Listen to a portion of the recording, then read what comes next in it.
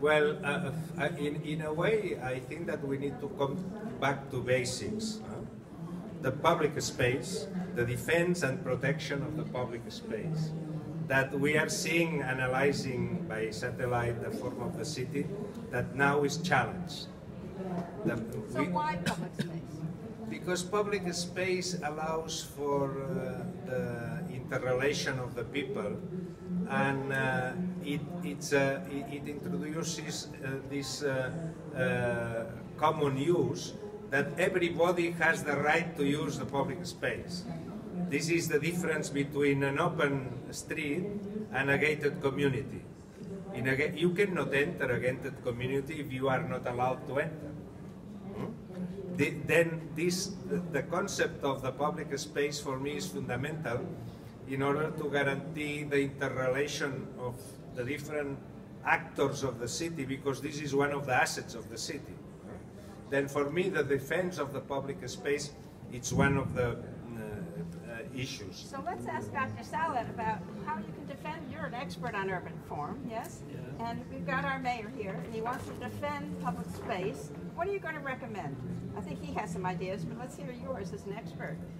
The public space is basically about people, and the design should be very much informed by people behavior in public space.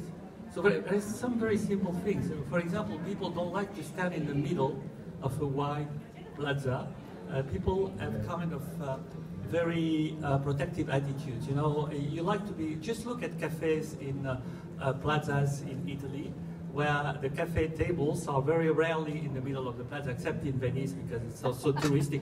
But basically in Torino, in all these things, it's under colonnades, and so you like to have your back protected. We are really like, I like your adaptability. This is the story and the discussion with a sociologist. You don't like to have people coming from your back. So public space is also about that, and people like also to see other people. People like to see without being too much seen. People like to see but look at the movement. So public space, in a sense, is a kind of, should be very well designed. There are some principles, but then the principles derive from this. Enclosure, for example. Very successful public space, the main square in Prague, is because they are concave. So that concave creates a sense of being enclosed.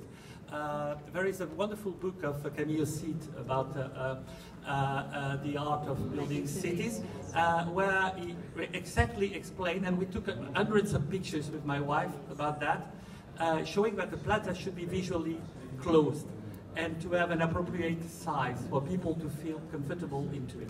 So Dr. Clos, when you were mayor of Barcelona, there was one neighborhood that you wanted to retrofit, Barcelona 22, correct? Yeah. So what were some of your thoughts about doing that?